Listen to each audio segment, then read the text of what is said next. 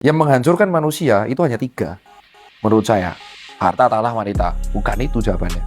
Yang menghancurkan manusia yang pertama adalah ego. Ego. Tinggi sekali.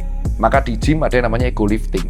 Kalau di dunia hidup, egonya besar sekali. Dia butuh pembuktian kepada khalayak bahwa dia tuh sukses, bahwa dia adalah orang pintar. Maka dia akan melakukan segalanya supaya dia terlihat publik tuh keren, terlihat pintar. Itu ego.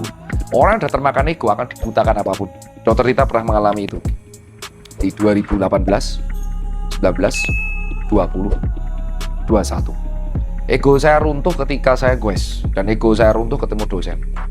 Yang kedua, yang menghancurkan manusia adalah ketika ambisinya lebih besar daripada dirinya, maka dia akan dibutakan sama ambisi tersebut. Dan akhirnya dia hidup dari ambisi. Manusia diperbudak sama ambisi.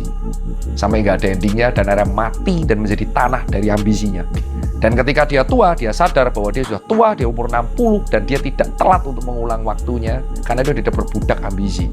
Ambisi itu sangat bahaya, bro. Dan manusia tuh hancur ego ambisi. Yang ketiga apa? Ego, ambisi. Dan yang ketiga adalah hancur karena mimpinya. Mimpi itu kadang akan gimana ya? Ini agak beda sama statementnya Ferry dan Coki kayaknya. Manusia hidup dari mimpi. Enggak. Mimpi itu angan-angannya nggak bisa dicapai, Pak. Angan-angan yang bisa dicapai itu namanya cita-cita. Goal. Mimpi itu hope.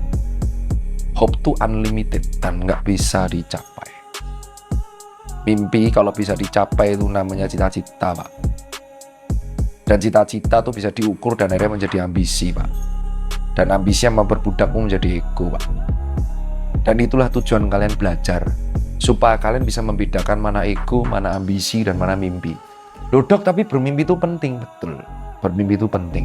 Sampai kalian tahu bahwa kalian tua dan bentar lagi mati, dan kalian nggak bisa memenuhi mimpi itu. Jadi kalian hidup dari penyesalan, coy. Itu yang sebenarnya membedakan kita.